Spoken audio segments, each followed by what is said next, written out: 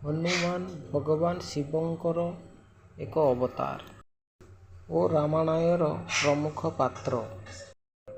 ସେ କେଶରୀ ଏବଂ ଅଞ୍ଜନାଙ୍କ ପୁତ୍ର ଭାବରେ ଜନ୍ମଗ୍ରହଣ କରିଥିଲେ।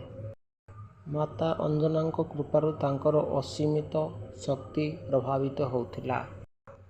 ଛୋଟବେଳେ ସେ ସୂର୍ଯ୍ୟଙ୍କୁ ଫଳ ଭାବରେ ଖାଇବା ପାଇଁ ଚେଷ୍ଟା କରିଥିଲେ।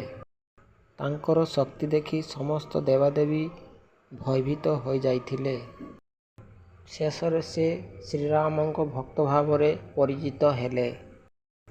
ଯେତେବେଳେ ରାବଣ ସୀତାଙ୍କୁ ହରଣ କଲା, ସେତେବେଳେ ଶ୍ରୀ ହନୁମାନ ଲଙ୍କାକୁ ଯାଇ ସୀତାଙ୍କୁ ଖୋଜିବାରେ ସାବ୍ୟସ୍ତ ହୋଇଥିଲେ। ସେ ଲଙ୍କାକୁ ଏକ ଜମ୍ବୁବାନ୍ତଙ୍କ ଶକ୍ତିରେ ଉଲ୍ଲଙ୍ଘି ଲଙ୍କାରେ ପହଞ୍ଚିଲେ ଏବଂ ରାବଣଙ୍କୁ ଅପମାନିତ କଲେ। ତାଙ୍କର ସମର୍ପଣ ଶକ୍ତି ଏବଂ ଶ୍ରୀରାମଙ୍କୁ ଭଲ ପାଇବା ସେ ଅଟଳ ଥିଲେ।